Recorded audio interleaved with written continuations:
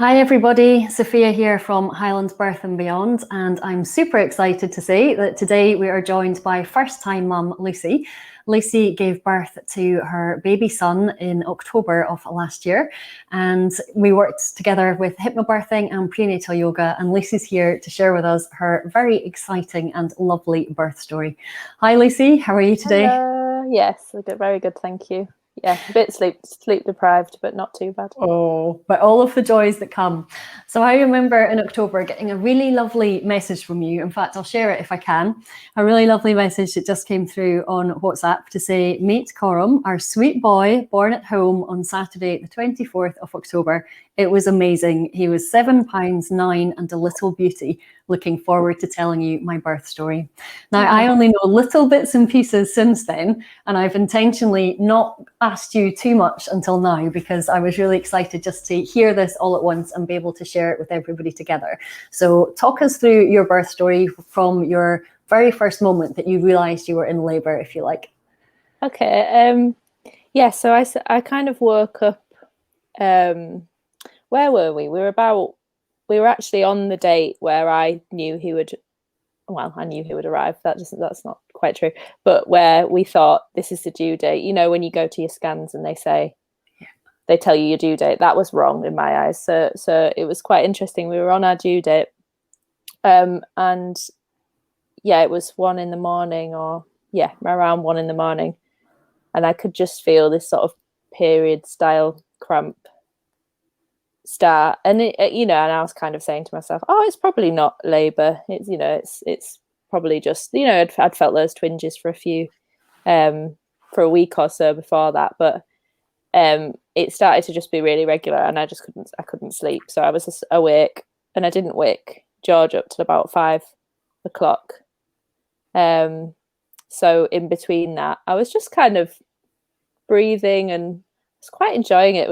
It was quite it didn't feel that painful, so I was just sort of breathing through it, and yeah, feeling excited, feeling a bit anxious. So I suppose that's where the kind of hypnobirthing breathing was really helpful, was just kind of knowing that if I was focusing on my breathing, then these, they kind of pass. And and it was interesting because I didn't wake George up, my partner, straight away, because I just thought he probably should sleep as much as possible.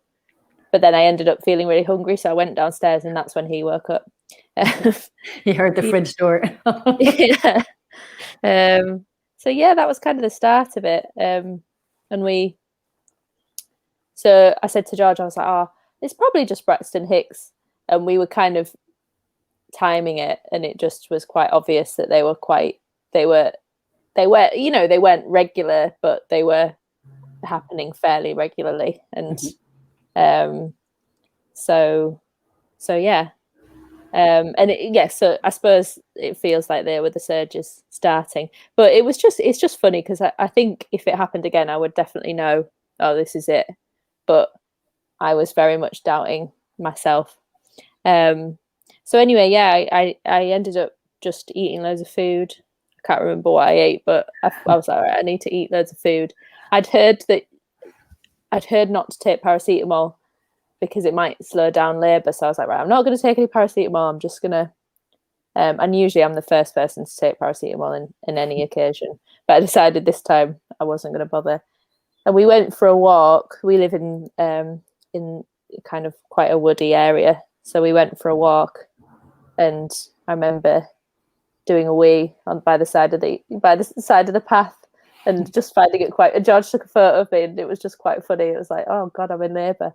But then when we got back from the walk, that's when I started to feel a bit worried, because the surges had just slowed down completely while we were on the walk, and I think I was just a bit worried. I'd heard so much of people's stories of how people had got in their own way, and kind of emotionally got in their own way in labour, and for me, the whole way through, I was like, I'm not getting in my own way. I'm just going to let this happen. I just want it to be quick. And I feel like potentially that's why it was, you know, part of the reason why it was quite quick. So when I got back and I started worrying, I think it was just quite helpful to know that actually being relaxed is helpful, and worrying that my surges had slowed down, you know, after sort of in early labour wasn't going to be helpful. Worrying that you're not relaxed enough. Exactly. Yeah, I'm not relaxed enough. It's not going quick. And actually, in hindsight, it was so nice to not have the surges for a couple of hours, because I'd had a walk. It was a nice rest, and it was what I needed. So kind of using the knowledge and awareness I had just to calm down was really nice, and I did feel pretty calm. And then we played a little board game, and we just had quite a nice day. I laid on the sofa on my side. I felt so lazy. I felt like I don't want to be in the right position. I just want to be on my side, and I knew to be on my side, so that was good. Yes, and watched some box sets. I've just got this idea. It sounds like a Boxing Day in everybody's life. Like, let's go for a walk, play some board games, have a just wander around and relax. It's kind of the dream day that doesn't exist anymore because we've got a baby. It's a different kind of dream day. Quick, the baby's sleeping, play the board game. Get it out again. Now, you very early on, when we were doing the hypnobirthing together, you've had a very clear view that you wanted a home birth, and you were quite keen that it was going to have that home birth. So tell us what the experience was like beyond that. So you're lying on the sofa, you're feeling lazy, you're just like watching some box sets. What happens next? I guess I didn't really think. George was kind of the one who was thinking about all the logistics, so I was just really in the zone of just, oh, right, this is just happening, and he was kind of the one who was thinking, okay, so when should we call the midwife? And I was involved in those discussions, but sort of slightly separate, you know, sort of kind of like, oh, that's not my problem, kind of thing. And our friend who's a midwife, she's called Flo. Her and her family just happened to be travelling to Hebden Bridge. Well, they were coming to Hebden Bridge for half term, and we were going to see each other socially distanced outside. Yeah. And it was kind of like, and if you go into labour, that's great. So she was. They were on their way. They were driving to Hebden that day. So George was in lots of conversations with them, with Fleur, kind of. And she was quite helpful, just to kind of, it was a bit like, well, we've got a friend who's a midwife that we're chatting to, so we don't need to ring the midwives yet, kind of thing. I think George had rung them that morning just to say this is what's going on, and they'd said, oh, well, just get back to us when you're in regular, when the surges are more closer together. And so that was the lovely thing about a home birth, was the first bit, you know, that was it was quite nice, because I didn't have to worry about, oh, I'm going to have to get in the car and, you know, go somewhere. And it was really nice. So it could just be like Boxing Day. We've been talking about that a lot in hypnobirthing classes this week, actually, how unless somebody is booked in for an induction or is booked in for a C-section, a planned C-section, then just about every birth starts off with a home birth, particularly under lockdown, because most people are at home. And so the idea that you see in the kind of TV where suddenly a pregnant woman is 1 minute completely normal and the next like, oh, there's blue lights and there's rushing to get to the hospital and there's waters rupturing everywhere, you know, none of that stuff is as normal as people expect it to be. And so that it's rare that all of those things happen. Most people, as you said, just start to have that, oh, there's something going on, and then you can be at home and be relaxed and labour at home as long as possible. And for you, labouring at home all of the time. So even more amazing. And so when did things really start to pick up a pace, if you like? Well, not until, I suppose it was late afternoon. Well, it was about 4 o'clock in the afternoon or something. And I started to kind of feel like, oh, this is quite intense. You know, it had been fairly easy throughout the day, and then it started to feel like, oh no, this is quite intense. And our friend Flo we decided that she would come and be there with us. And so she kind of arrived at 5 o'clock, and I just remember sort of hanging on to George at that point, and not being able to talk through the surges, and just, you know, it was pretty full on. And so yeah, we Fleur sort of, yeah. Well, then we called the midwives again. I think. Well, I didn't. I was just in the zone. And Fleur, me and Fleur just sort of talked about it. I can just hear that Coram's upset, so I might have to feed him and carry on talking. No problem. Yeah. But yeah, so we kind of thought, oh, maybe this is going to go on for quite a while. Oh, hello, darling. You're going to come and say hello. Here he is.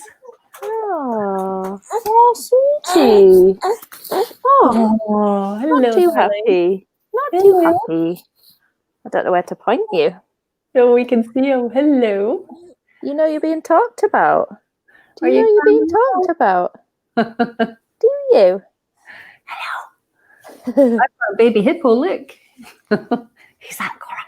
Who's that? Oh, what is it? Oh, little hippo. Hello, little hippo, Bertha. I think he just wanted me. I don't know if he wants to have any food. I'll give you some food, and then I'll carry on talking. Oh, mate. You thought you were going to sleep for longer than that. You must have heard my voice and decided to come and say hello. Coming to say hello. There we go. Yeah, so then it started to really get quite intense, and we just and Flo was like, maybe you just want to go and have a bit of a lie down, just because, you know, you could be in it for a while. So I went and laid down in bed, and the breathing was just, you know, was really helpful in that. It's kind of basically, I did have a TENS machine that I was using, but I just sort of chucked that out about quite quickly. Well, sort of ripped it off my body. Are you listening? Yeah, because actually it was the breathing that was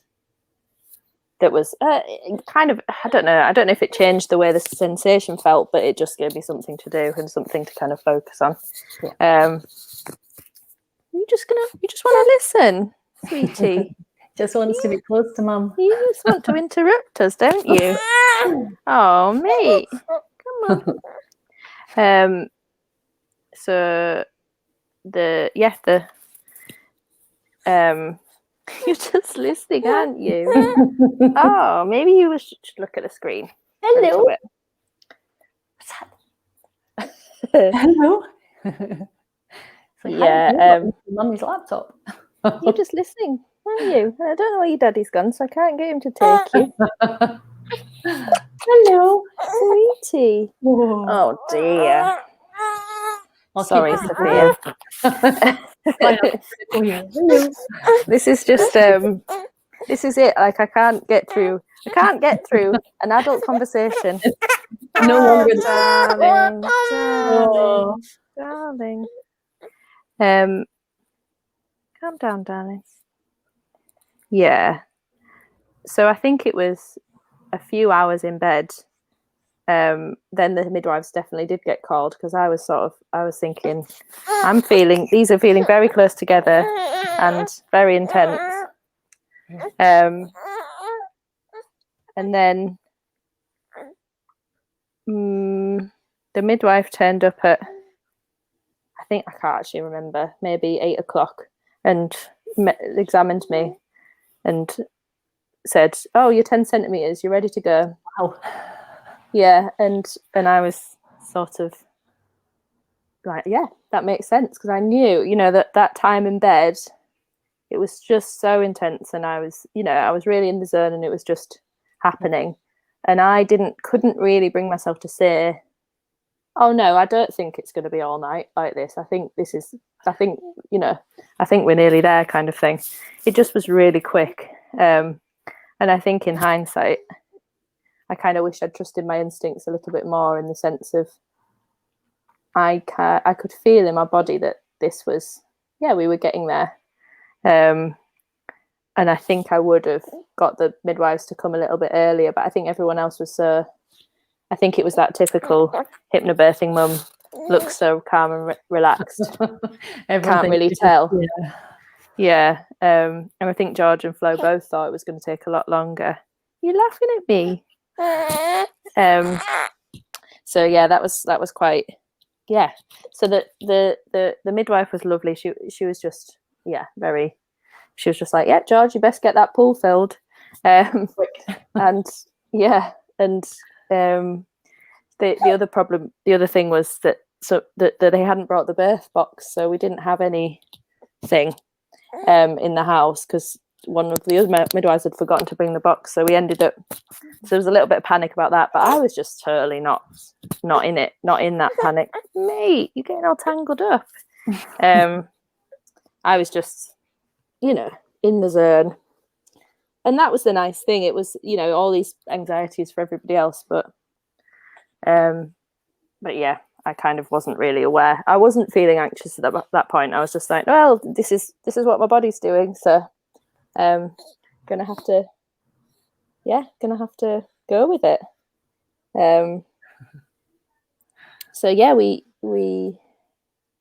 they were getting the pool filled, and I was in the pool while it was being filled.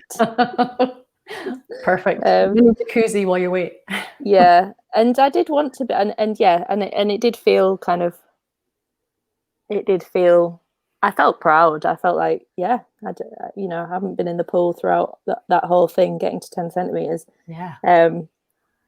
And again, it almost felt like, I don't even need the pool. You kind of just, this is all superfluous. It's just happening. I suppose that was the nice thing. I felt like I could trust my body and trust that it was just happening. And that's something that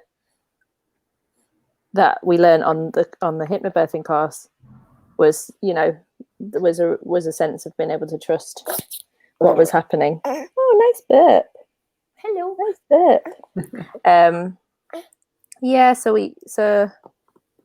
So then in the pool, the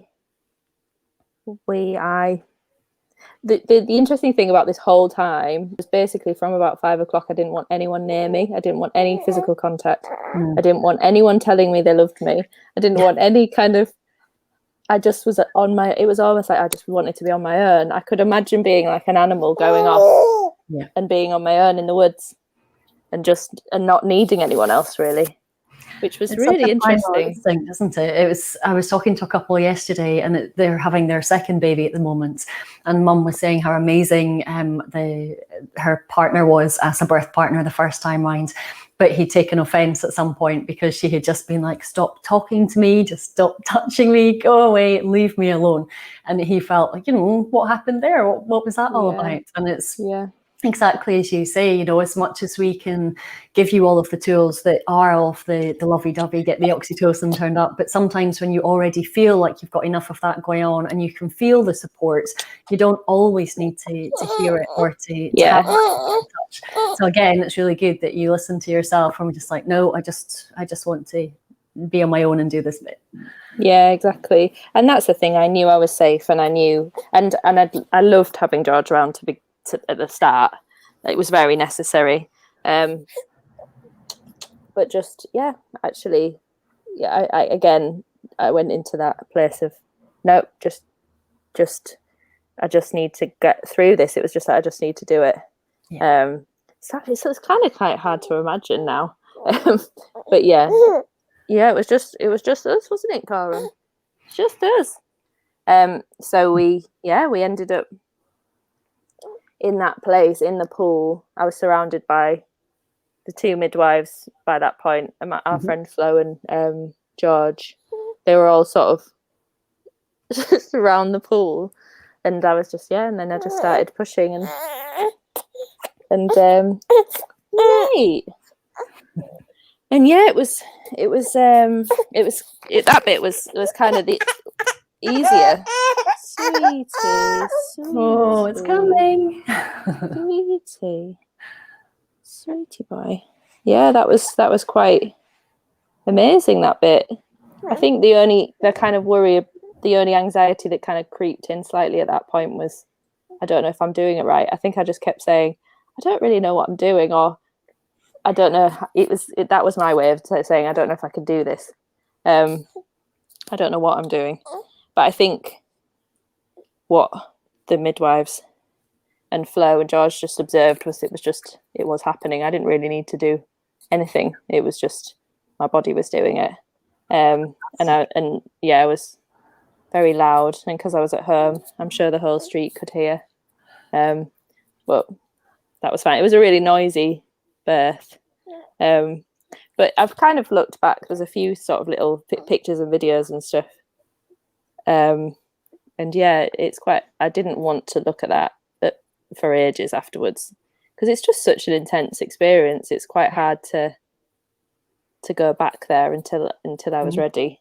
But yeah, I do feel proud when I sort of think about it. And also, he was born in the, well, he wasn't born in the sack, but he was basically in the amniotic sac until he was born. So what everybody could see was the sac.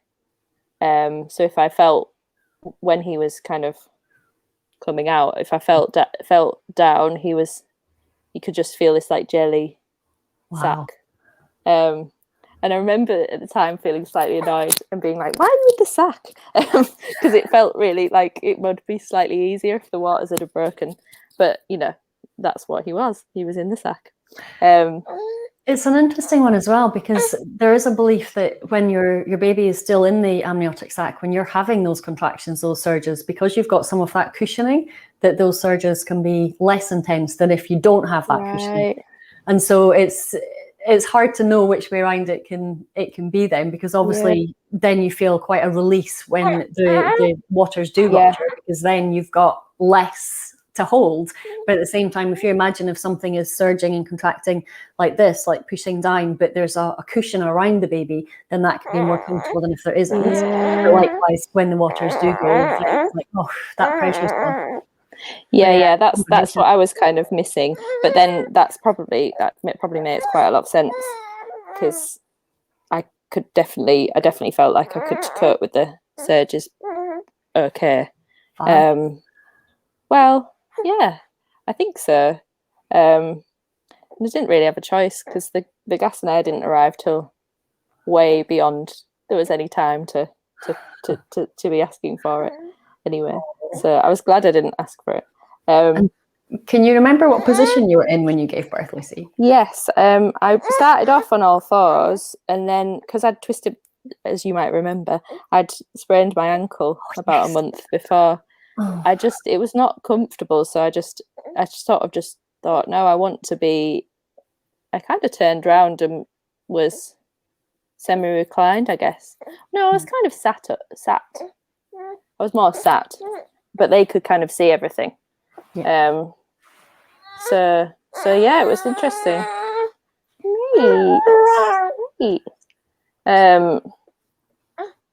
It was interesting that. Well, I was slightly frustrated about twisting my ankle, because it meant that I couldn't be in the position I wanted to be. But actually, I think because I was in the water, it didn't matter as much. It didn't feel like, and the baby, he was coming out so quickly, so that I guess I was 10 centimeters at 8 o'clock. He was born at 9:22. Wow. So, and it just felt so quick that actually it was okay. I didn't feel like I needed any kind of help in that respect. You're going to do a poo. You're showing all these things in this recording, Coram. He's helping everybody learn. This is life with me. Yeah, so the last bit of it, I guess, is, he was in the sack, and then George just remembers, well, I kind of pushed, his head came out, and then he came out. There was no sort of interim. Everything came out at once. And then I had my eyes closed. I was like, can someone catch it? Can someone get him? Because it just felt so quick. And then the midwife untangled him, because he had the cord around his neck, and brought him up to me, and he was crying, and it was, and George was saying, he's so beautiful. And I was just saying, is he okay?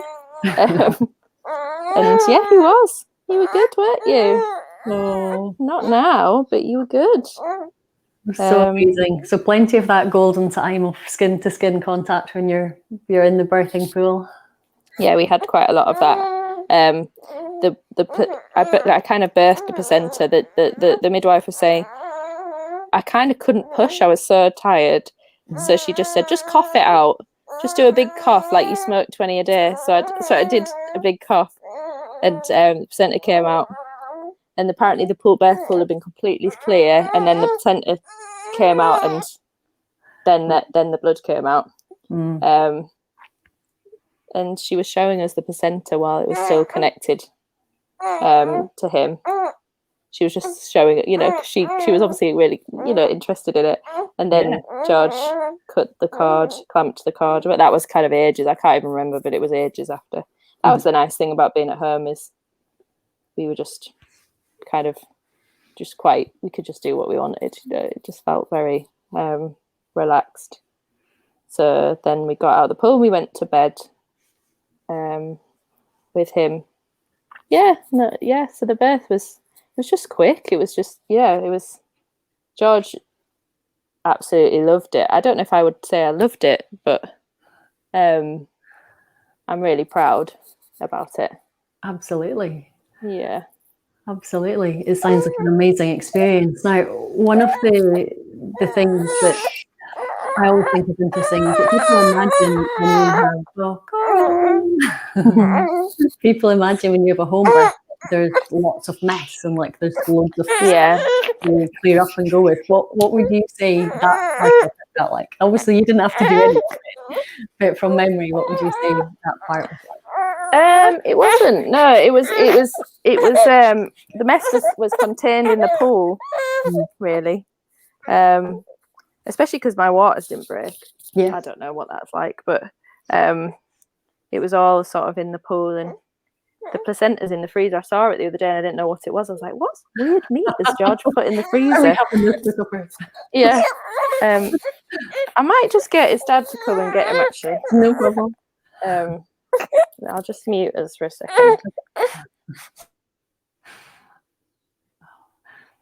For anybody else who's watching at the moment, if you do want to hear another birth story, I did a really lovely interview with Rebecca, who's a first-time mum, who finds out her baby was breech at 36 weeks, and she went on to have an ECV to see if they could turn the baby around, which didn't work, and so she went on to have a C-section. So when we're talking to Lucy just now about how her waters didn't break, then Rebecca was the opposite, because Rebecca was out having fish and chips for lunch one Sunday, and her waters spectacularly broke while she was in the fish and chip shop, all over the floor and all over herself. Quite the opposite experience from what Lucy's describing just now.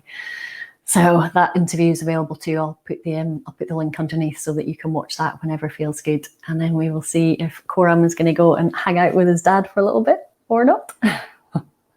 He'll be super quiet now, whatever we do. Oh, all good. I don't know what's wrong with him. He just seems a bit... He's planning to stay now. Yeah, I think he's planning to stay. Yeah.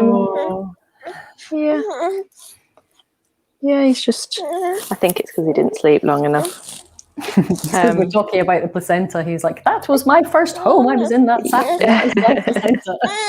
Yeah. Oh, mate. George, do you mind taking him, trying to get him back to sleep? I think he just needs to go to sleep. Yeah. All right. Hi, George. Oh, dear. Oh, baby.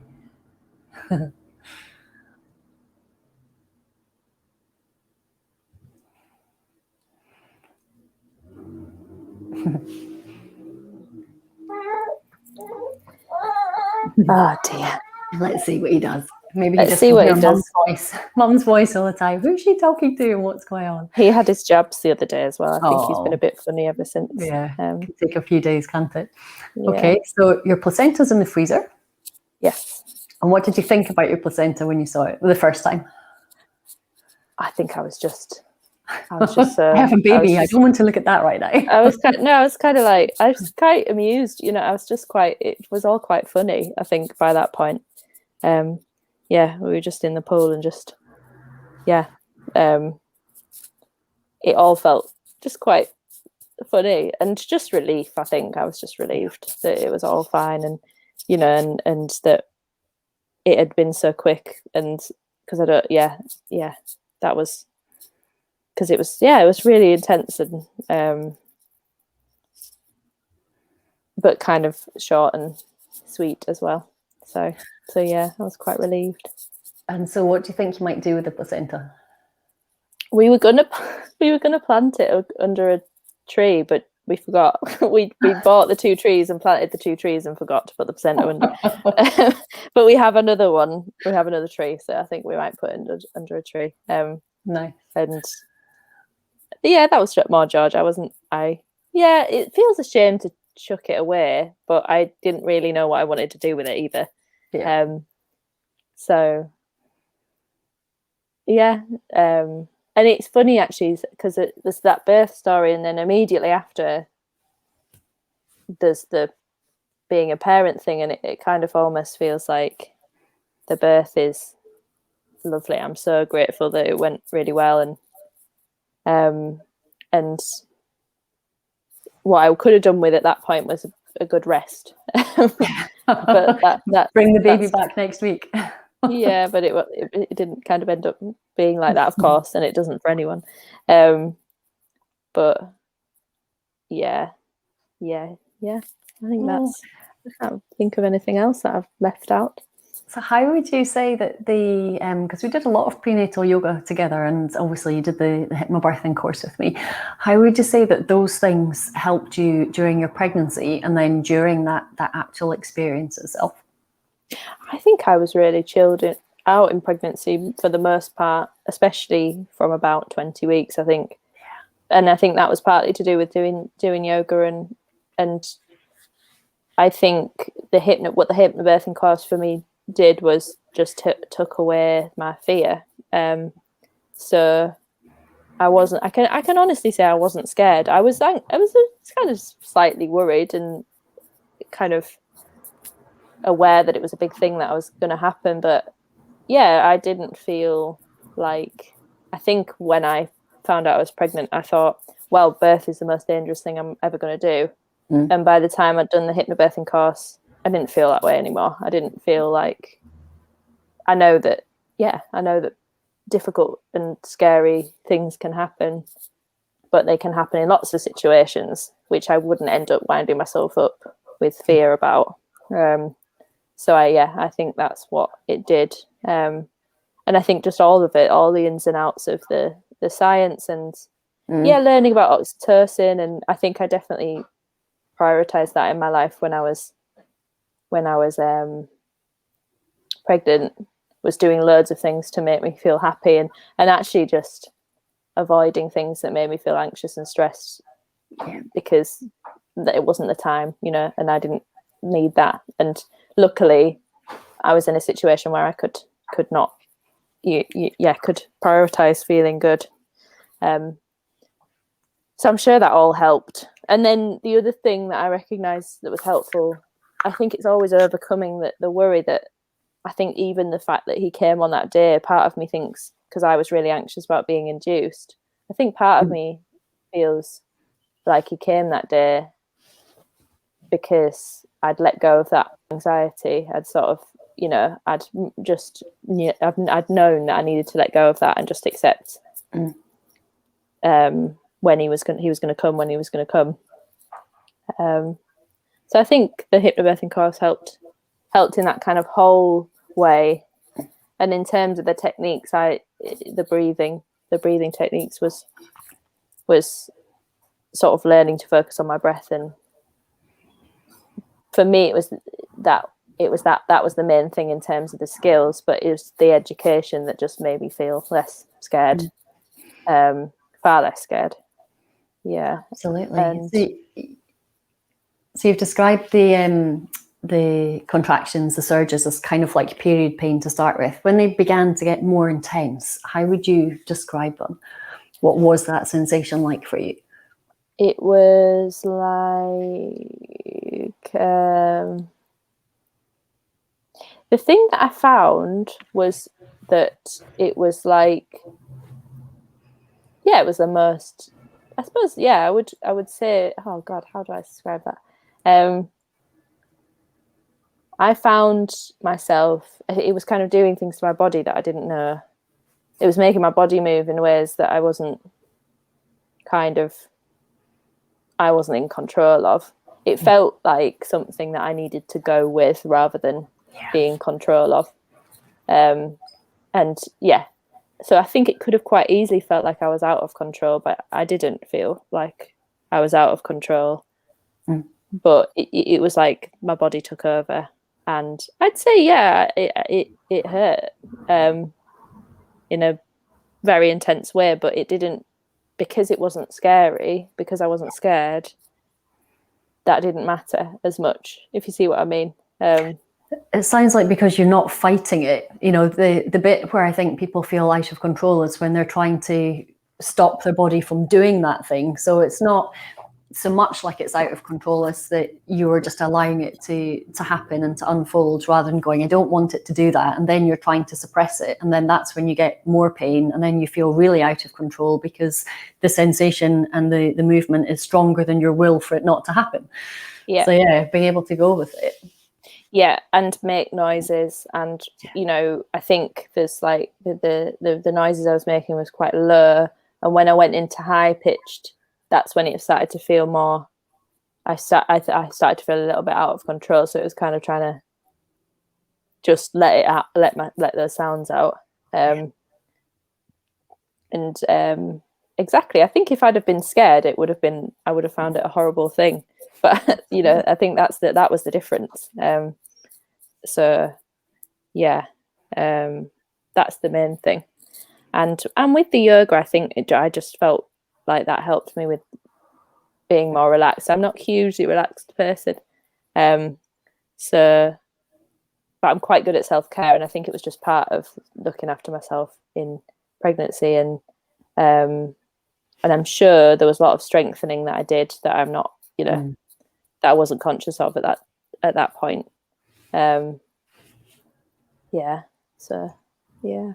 And what about the bit where you're kind of bearing down, where right before Coram kind of grinds and pops out? What was that sensation like? We're getting into the nitty gritty bits. Yeah. That felt like I knew this is the bit. So when I was in bed, that's the bit that let me know that it was soon, because I started wanting to lift my leg up, and so I was sort of thinking to myself, I want to lift my leg up, and it only feels right when I'm lifting my leg up. So that was a feeling. I think the bearing down felt a little bit, maybe that was the only time I did feel scared, because it was just a sensation I'd never felt before. And just the thought of, okay, this is the time, and how will my body do this? You know, I know that my body will do this, but how is that possible? You know, it's all that kind of feeling. And that's when I just needed to kind of go with it. And there wasn't any way of me slowing down. I kind of knew that I could try and make him come out a little bit gentler, but it felt really fast. It just felt like I wanted it to be fast, and it was really fast. And yeah, really hard to explain how it feels. But I knew, you know, I knew what was happening. Yeah. And did Coram cry straight away, or was he a few moments in the water before he cried? Yes, as soon as he came out, he cried, and I was relieved. I think that was, yeah. I think him being okay was what I think, as having a home birth. I think sometimes the societal judgments of, oh well, you know, you're 20 minutes from a hospital, so what if there is something wrong with the baby? And you know, there's that kind of feeling of, am I being really selfish as a mum? And yeah, I don't think I was. And I think the fact that we had such a smooth birth has been a really good for him as a person. I think he's had a good start in life, and that was helped by it being a home birth, and also luck, you know, the fact that nothing did go wrong. But yeah, I was relieved that he was okay. So he was born in your sitting room, your dining room? Yeah, sitting room. He was we were in the corner, and it's lovely that my friend Flo was there and George was there. Absolutely. And the midwives were lovely, and yeah, it was a real happy time. Yeah. And how was George as your keeper of the cave, your rock? He was good. He was great. Yeah, he was. He loved it. He absolutely loved. I think it was one of his favourite things he's ever experienced. He loved me giving birth. After a reenactment, you're like, what are we doing this weekend? I'm going to pretend I'm in labour. You can feed me, you can stroke my hair, you can bring me things. And this time I'll accept the lovely words of affirmation that you give us. Yeah, he was really in love, I think, and just happy. And I didn't verbally reject his lovely words of love. I just sort of didn't feel I needed them, I suppose. But he was great at the logistical kind of making me feel like I didn't need to think about when the midwife came, you know, and he was good at not being worried as well. He was good at not being, he wasn't anxious. He was excited, you know, and I could tell he wasn't worried. And he says to me, I was never worried at any point. Aww. I was never scared. He felt really confident in me. So I think that was what I needed. And that probably helped me to feel like I could be on my own with it. An amazing team. Yeah. Absolutely amazing team. Oh, yeah. That's so special. And it must feel amazing for you as well, that having hoped for the dream birth, you know, the home birth, for it to be exactly like that, private, and then for you to have your friend Flo there as well. That's just like the ultimate luck, isn't it? I know. I did have luck, and I think that's another thing that I'm aware of, is that some of this is luck, isn't it? It's all falling into place at the right time, and I'm just really grateful, because I know some other people who wanted home births and it just didn't work out that way. A friend of mine, the same midwifery team, there wasn't anyone on that night, so she was in the birth centre, and it was still amazing, you know. So in a way, I've said to George, I'm not that bothered about it being at home if we do it again. I just, you know, I liked having a lovely day at home and not having to worry about when I went. That's the main thing. Absolutely. And being able to have as undisturbed a space as possible. And, you know, I guess even by the fact kind of after 4 o'clock in October, it's beginning to get dark. So you've got all of that extra kind of privacy, and that hygge feeling is so important to bring it all together. So yeah, we say it's luck, but actually you did a lot of planning and a lot of prep in advance as well. So it sounds like you were really in tune with what was happening in your body, and willing to just listen to that instead of deciding to override it, or we need to do X or Y. If anybody watching is planning to have a home birth, what would you say to them about a home birth? What one thing, if you could change anything, or if you think something would make a difference, what would you say? I think involve the midwives a bit more, a bit earlier maybe. I think we were so confident that it did end up that if I'd have wanted gas and air, I wouldn't be able to have it. And, you know, that's, I'd have loved to try gas and air. I was, you know, but I didn't. And I didn't even think that I needed it at the time. But yeah, I think that kind of thing. And I think on my birth plan, I'd sort of said, I don't want any, you know, I just want the midwives to be really hands off. And actually, when I was giving birth and pushing, I sort of wanted a little bit more information than I thought I'd wanted. So, and I wasn't capable of asking at the time. So, yeah, I don't know. I think maybe I just did all the things to make it the most hands-off birth possible. But that's in hindsight, isn't it? I don't think you know, do you, before? No, and it's one of those kind of tricky things, because if you are adamant, absolutely hands off, and I've had many first-time mums say this actually, that if they're in a birth centre, they loved being in the birth centre, but because they'd said on their birth plan or their preferences that they wanted it to be quite hands off, then they were thinking, oh, am I doing it right? And so it's then being able to go and find that person again and say, you know, is everything going according to plan? But also having the faith that if anything wasn't going well, and when I say according to plan, I mean as per a natural birth progressing. If it wasn't, know that somebody would come and intervene. So one of the mums I worked with, she laboured at home for a long time. Then she went to the birth centre. Then she did actually need to get transferred into the labour ward. But she said that she really enjoyed all three experiences, because at home she had the peace and the quiet. She felt completely chilled out. She was completely happy. When she got to the birth centre, she felt reassured because she had some midwives there, and she was really happy with what was going on there. And then when she went to the labour ward, which was the one place she really hadn't wanted to go before, she actually felt really reassured because they were giving her much more direction. And it was having that direction and being physically there that she then realized, oh, actually, this is not how she thought it would feel to have them there. And then suddenly when they were there, it felt much better to her because she also had that extra support. But you don't know until you're in that situation. So it's always worth, I guess, for your own kind of birth plan, it's always worth just reassessing, or again, for any future births that you decide, if you're growing your family, then for George to know that's something to bring up, because you'll be in the zone again. But George can then at that point say, you know, are we still thinking we want this hands off? Do you want more people in? And again, I'm guessing the midwives, even although your mind is saying in hindsight, should we have got the midwives around sooner or more involved? But you were obviously coping with it at the time. And when the midwives were there, if they felt like they needed to be more involved, I'm sure they would have stepped in as well. So it's finding that level, isn't it? Exactly. And I do feel proud. Again, I feel proud of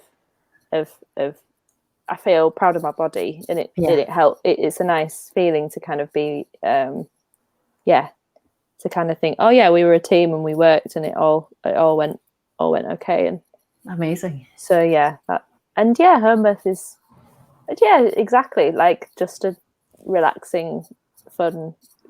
Yeah, some of it was fun experience, and I have recommended it to friends if it's possible. Fantastic. Lucy, thank you so much for sharing that. That's been super special, and we're extra blessed today because we got to meet Coram as well. So just Coram. Anything else that you want to add before we I don't think so. No, I think that's well, thank you so much. So I've given lots of people a lot of faith, and also a lot of understanding that it can be that relaxed. So I think Boxing Day is the perfect kind of definition for what that day felt like. Obviously with the intensity of the surges going on in the background as well, and the extra bits like bring in the pool, let's fill it up. But all of those things come together to just create what feels like a really nice container of time and experience for you. So congratulations. Amazing. Thank you. Well done. Thank you so much. Bye-bye for now. Take care, Sophia. Bye-bye.